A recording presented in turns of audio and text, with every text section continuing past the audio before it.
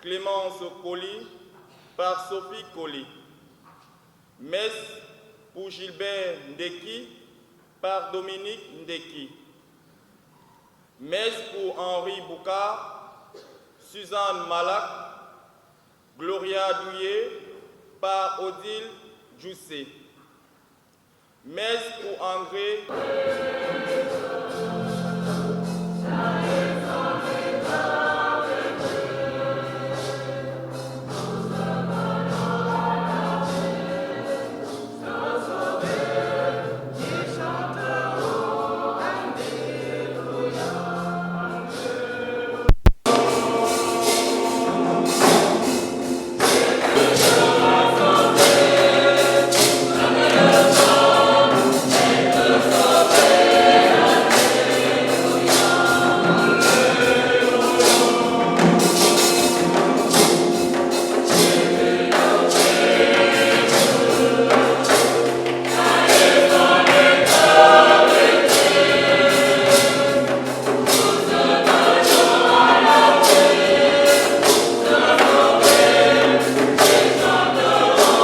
de mieux vivre notre foi.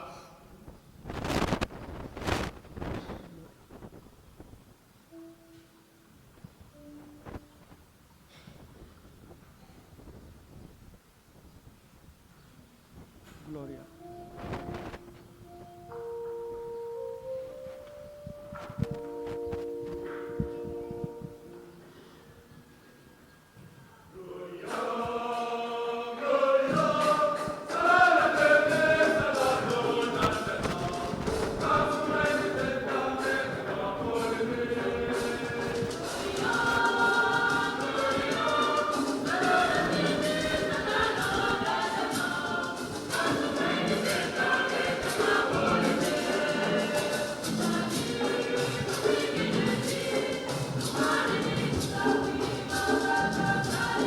Seigneur,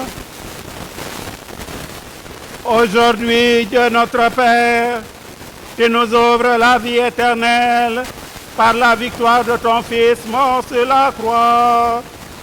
Et nous fêtons sa résurrection. Que ton esprit fasse de nous des hommes nouveaux pour que nous ressuscitions avec le Christ dans la lumière de la vie. Par Jésus le Christ notre Seigneur.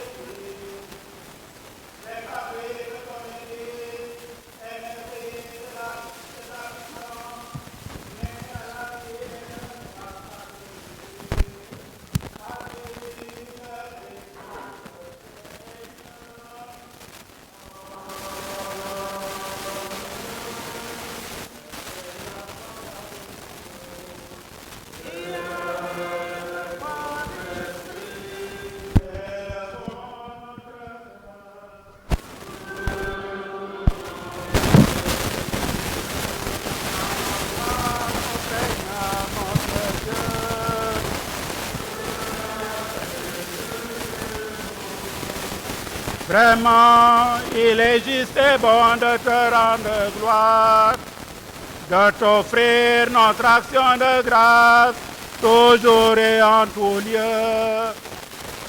À toi, Père très saint,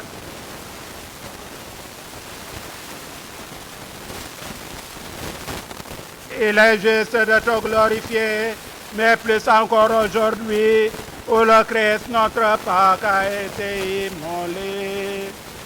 Car il est l'agneau véritable qui a enlevé le péché du monde. En mourant, il a détruit notre mort. En ressuscitant, il nous a rendu la vie. C'est pourquoi le peuple des baptisés, rayonnant de la joie pascale, exulte par toute la terre, et tandis que les anges dans le ciel chantent sans fin l'hymne de ta gloire.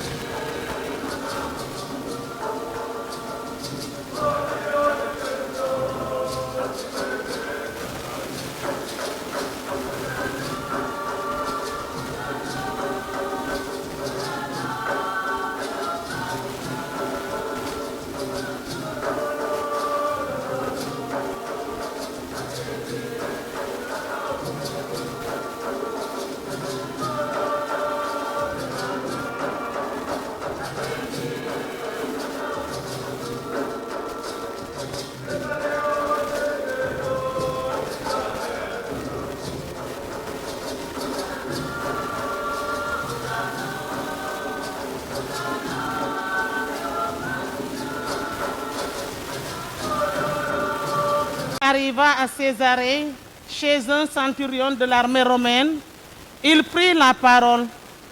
Vous savez ce qui s'est passé à travers tout le pays des Juifs depuis les débuts en Galilée, après le baptême proclamé par Jean. Jésus de Nazareth, Dieu l'a consacré par l'Esprit Saint et rempli de sa force. Là où il passait, il faisait le bien et il guérissait tous ceux qui étaient sous le pouvoir du démon, car Dieu était avec lui. Et nous, les apôtres, nous sommes témoins de tout ce qu'il a fait dans le pays des Juifs et à Jérusalem. Ils l'ont fait mourir en le pendant au bois du supplice. Et voici que Dieu l'a ressuscité le troisième jour. Il lui a donné de se montrer non pas à tout le peuple, mais seulement aux témoins que Dieu avait choisis d'avance, à nous qui avons mangé et bu avec lui après sa résurrection d'entre les morts. Il nous a chargés d'annoncer au peuple et de témoigner que Dieu l'a choisi comme juge des vivants et des morts. C'est à lui que tous les prophètes rendent ce témoignage.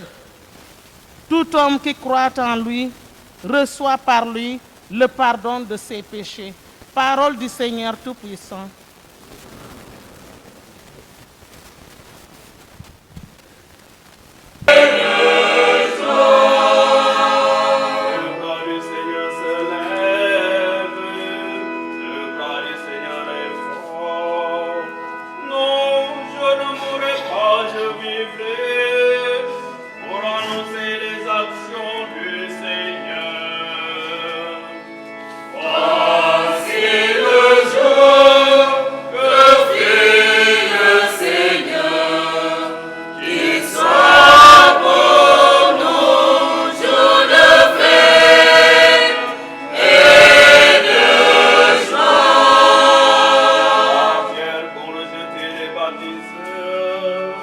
devenu la paix dans le monde. C'est l'homme devenu Seigneur, à merveille devant nos yeux. Voici le jour, le fils Seigneur, qui soit pour nous jour de fête et de joie. Voici le jour, le fils Seigneur, qui soit pour nous jour de fête et de joie. Voici le jour, le fils Seigneur, qui soit pour nous jour de fête et de joie. Il faut une force. C'est la force de l'Esprit Saint. Sans l'Esprit Saint, nous ne pouvons pas être témoins. Sans l'Esprit Saint, nous ne pouvons pas être témoins. Et surtout, témoins du Christ ressuscité. Par le baptême, chacune d'entre nous a reçu une mission. Et c'est notre mission commune. Mission d'annoncer au monde entier que Jésus est ressuscité. Il est ressuscité d'entre les morts. Celui qui a été crucifié, celui qu'on avait pendu sur le bois de la croix, celui qu'on avait enterré, celui-là, il est vivant. Et il vit avec nous tous les jours.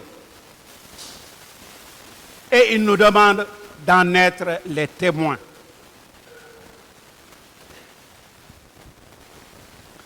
Croire en Jésus ressuscité, c'est être rayonnant de la joie d'être sauvé.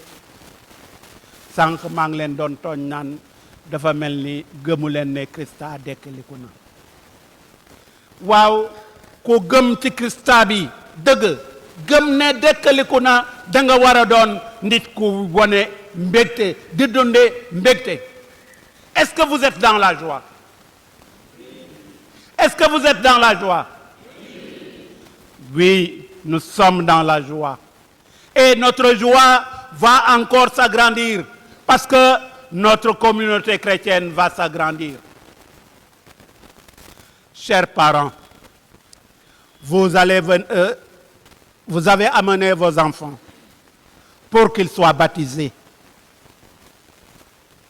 Alors, n'oubliez pas, bu leen fàtte ne dañ leen yónni. dañ leen yónni waaye yónni wuñ leen yéen dong. Ils sont envoyés, mais ils sont envoyés avec nous. Donc nous faisons synode avec eux. Nous marchons ensemble avec eux. Nous sommes tous envoyés dans le monde. Envoyés dans le monde pour annoncer la mort et la résurrection de Jésus-Christ.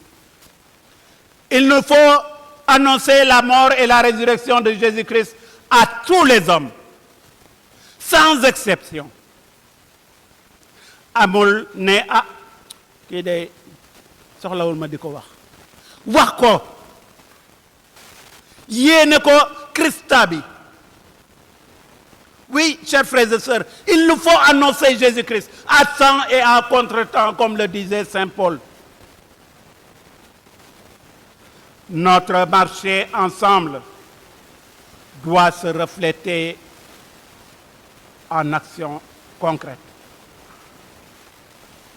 Et je pense aux blessés de la vie. Waaw ci suñu jamono ji am na ñu bare ñoo xam ne ñu ngi ci jaaxle soxla nañu ku leen dékk nopp soxla nañu ku leen àggali soxla nañu ku leen delloo ci seen niteef. Oui, chers frères et sœurs, il y a des gens qui ont besoin d'être remis dans leur humanité, d'être reconnus comme hommes.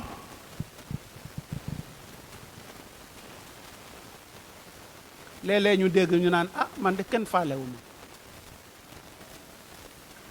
kenn boolewuma ci dara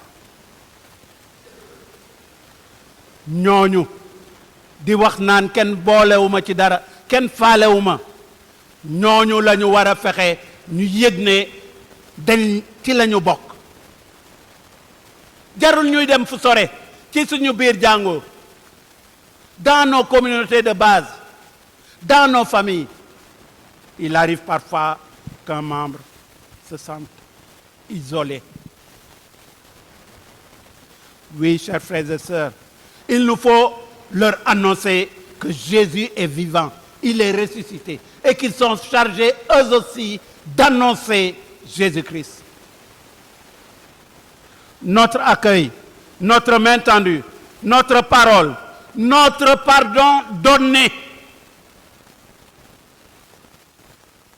Oui, je sais qu'il est très difficile de pardonner, mais il nous faut savoir pardonner. Il nous faut savoir pardonner, donner le pardon.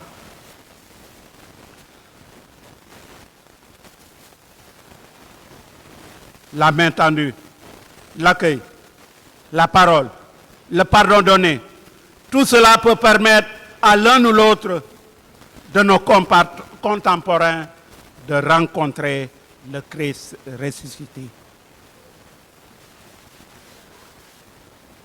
C'est pourquoi je voudrais terminer par cette prière.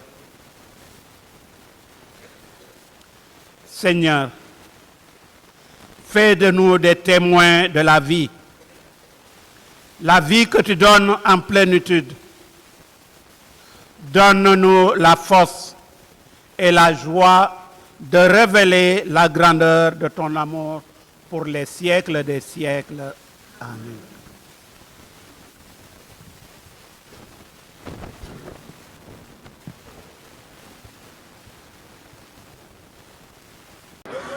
bi ñu génnee ci biir fi nga xamante ne mooy mees bi ñu ngi nii ci buntu mees bi ndeysaan taxaw ak benn soxna si na nga def. maa ngi fi.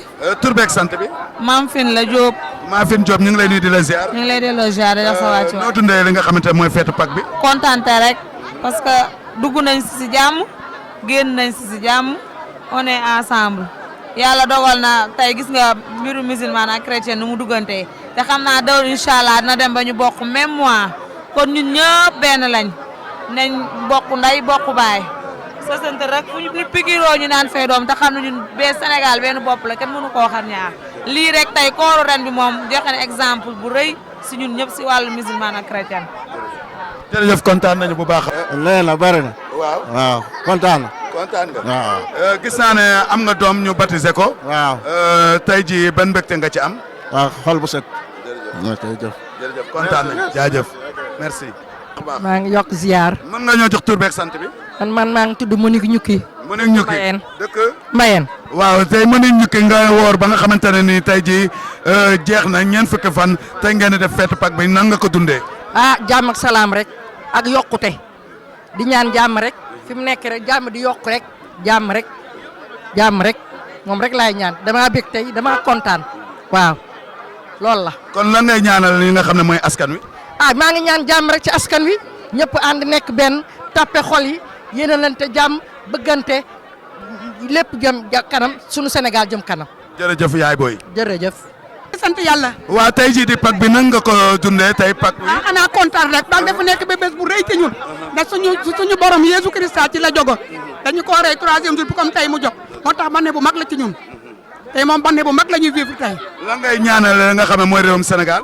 réewum Sénégal jàmm laa fiy ñaan te li may gën a ñaay mooy guerre Ukraine bee jeex ndax vraiment nekk nañu problème ndax lee bu jeexulee jàmm du am ci àdduna si te ñun ñëpp benn lañu te mun na demee nekk guerre mondiale loolu la ñuy ñaan man de chaque fois loolu la su ma seetaanee télé bi rek su ma xel day nekk ci loolu jàmm nekk ci dëkk àdduna si yëpp waxuma Sénégal mais àdduna si yëpp da bu jàmm amulee ñu duñ am jàmm la preuve ne gis nga léegi yëpp a cher kër bi tax na ba problème yi bari nañ dif ko yaa commencé am ci dëkk bi.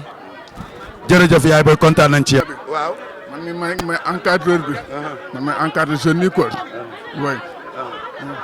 ñu gis ne yàgg nga ñëw ci chorale bi est-ce que mën nga ñoo wax ñaata at nga defagum fii ci chorale Saint-François Xavier. bu dee fii 2023 bii di commencé nii.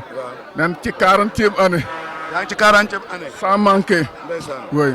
tey jii ngeen woor 40 jours fête Pâques bi ñëw tey noo ko dundee.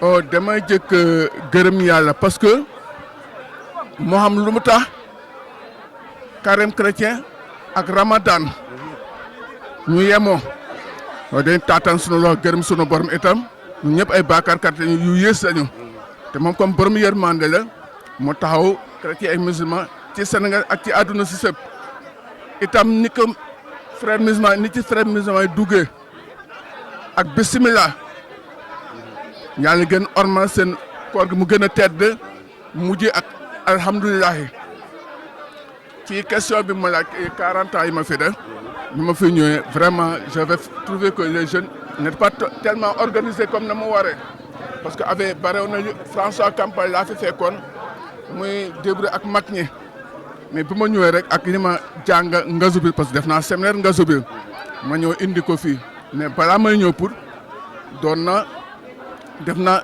ñaari at koralu Morna ngazu bi ma def fa ñeenti at kon boole 40 ans yi maa ngi ci 46 ans de choral. est-ce que mën nga ma woyal benn woyu choral. kan benn woyu choral. waaw kon bu ma neex rek. bu la neex rek woyal. oui. nan leen woy alléluia Krista bi dëkk na tey alléluia waaw Yesu Krista dëkk na tey feeñu na talibem ya feeñu na itam ña gëmoon ca turam nan leen woy alléluia Krista bi dëkk na tey alléluia waaw Yesu Krista dëkk na tey feeñu na Marie Madeleine feeñu na itam Pierre ak andam ndom ya nan leen woy alléluia Krista bi dëkk na tey alléluia ndem Yesu Krista dëkk na tey nan leen woy sunu bane ndege musanu ci njaamu bakar nan leen woy alléluia Krista bi dëkk na tey alléluia. jërëjëf Thomas Diouf kontaan nañu bu baax a baax sa kàddu gu mujj nga xamante ne moom ngay ñaanal askan wi. kàddu mu mujj ma ñaanal askan bi ñaanal nit ñi dellu fa yàlla gërëm sunu borom gën a ba ñu génne ci musiba yi daanaka corona bi ñaan bi nag maa ngi ko accentué surtout ci Sénégal ni ko laa bi waxee bu ñu wax jàmm da nga jikkoo xam bu ñu waxee jàmm ñu daal di xool li xew ci diggante Amérique ak Chine mbaa Ukraine ak kii Russie ma ñu xool ci biir sunu njaboot maa ngi bàyyi ak ndey mbaa ak doom duñu wax ci seen biir njaboot mbaa bu dee fene ay hujju mbaa xar sax boo xam ne duñu wax ak itam léew goxaane Casamance loolu ci réew Sénégal day doon gaañ-gaañ ñu wax intégrité territoriale ñu bañ a manqué benn centimètre ci sunu suuf nit ñi seen xel yi dem ci yàlla mais ñu primer le dialogue parce que ñu toog dialogue kii kooku Casamance daanaka sikkim la barbe bu verte la buy naat ci Sénégal ni ki Fuuta vraiment ñu préserver alal bu ñu am maam ne ñu njëriñoo ko ñu yaatal yoon bi itam ëllëgu ñuy ñëw politiciens yi manduñu waa forum civil manduñu ñu ñëpp population ñu manduñu ngir ndamal Sénégal. merci Thomas Diouf. waaw ñu dégg sànq ngay wax affinité bi nga xamante ne am ngeen ko le maire de la commune de Pout le nouveau maire ñu bëggoon cee xam rek lu tuuti rek. waaw monsieur le maire dañoo woo keroog jeudi bon pour jox ñu sunu wàll ci fête yi quoi c'est-à-dire c'est benn ndimbal sukar koor pour la communauté chrétienne bon ñoo ngi koy si remercier bu baax a baax nag maa ngi jégalu parce que sànq yaa xam ni moo tax ma fàtte ko remercier si biir église bi mais ñoo ngi koy remercier au nom de l'abbé Éric le curé abbé Narcisse avec toute la communauté chrétienne de Pout ñu ngi koy jaajëfal di koy ñaanal également que yéen bu mu am ni maanaam nekk njiitu Pout mu oyof ci moom ndaxte xam nañu aussi diriger une ville une communauté c'est difficile donc si ñaanal que yàlla jàppale ko ba yéen bi mu oyof ci moom ok. looy wax ci Pout TV bi nga xam ne depuis que Pâques bi commencé ba léegi mi ngi ànd ak yéen ci li nga xamante ne mooy seen Pâques bi. waaw bon c'est une très bonne chose nag lii moom wax dëgg yàlla ñoo ngi koy rafetlu ndaxte pour dem ba am benn chaîne télé ba ñu mun a transmettre en direct kii bi comment dirais-je l'événement là couvrir ko bon daanañ am couverture rajo bon comme ñoo ngi koy am toujours couverture rajo bi bon ñoo ngi gërëm carrément l'équipe municipale bi ndax lii aussi mu law quoi waaw. bon ñoo ngi di jaajëfal bu baax a baax a baax. ci seek ne télé bi depuis nga laxee ba léegi mu ngi génn. bon waaw dégg naa ko keroog nag. on l'a dit tante Sophie jaar naa fa mu wax ma jaar ngeen foofu quoi waaw loolu moom naa seen trop. looy ñaanal télé bi. bon maa ngi ñaanal télé bi mu nekk une réussite pour mission bu mu jël nii ak mu jëm si kanam xam nga pour avancer nga xam ne gars yi dinañ am yeneen i ndam par la télé la radio et toute la communauté municipale ok jërëjëf. Saint-Michel comme la paroisse Pout est divisée. man maa ngi tudd Edouard Gomis maa ngi nekk président secteur Saint-Michel de Pout parce que la paroisse de Pout Saint-François-Xavier est divisée en 3 secteurs secteur Saint-Michel mooy Pout secteur secteur Bayakh Saint-Rita secteur bi nekk Kër Moussa moo nekk kii comment dirais-je Saint-Benoît donc en 3 secteurs man nag maay président fii quoi waaw ok merci beaucoup.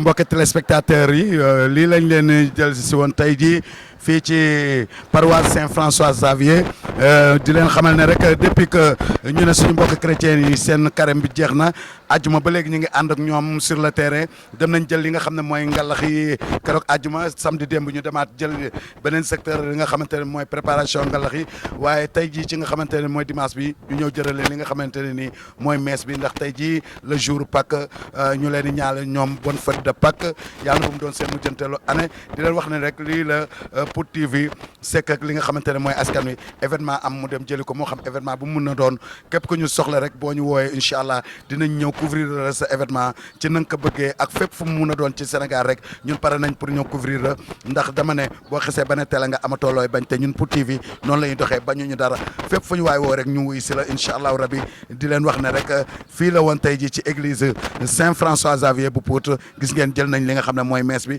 jël nañ xale yi nga xamante ne ni dañ leen doon baptisé tey maanaam tey lii lañ leen doon ngénte fii ci messe bi aussi jël nañ lépp lu fi ruusee rek mag ñi wax nañu ñëpp wax nañu kon lii la ak Mbaye Ndiaye Frérot ci seen micro waaye àndoon ak ki nga xamante mooy doomi ndeyam di xaritam di la super coof di gaynde caméraman yi dama leen ne yéen ñiy filmer maytu leen Ousseynou Diaw xajul seen kaw du seen mbàppandoo xolal ñi ngeen di tëkkaleeg Ousseynou ay doomi Ousseynou sax xolal du ñu yéen kon nag sama gars yi man gaynde laa yoruma jinne caméraman ndax jinne wóorul boo àndeek moom dem ci àll gaynde fàdd la waaye boo àndeek gaynde jinne du gis gaynde kon sama gars yi man gaynde laa yor fii la mburu muy xoyom ak Pout TV képp ku ñu soxla rek pare nañ pour ñëw liggéeyal la asalaamaaleykum wa rahmatulahi taala wa barakaatu jaa ngeen jëf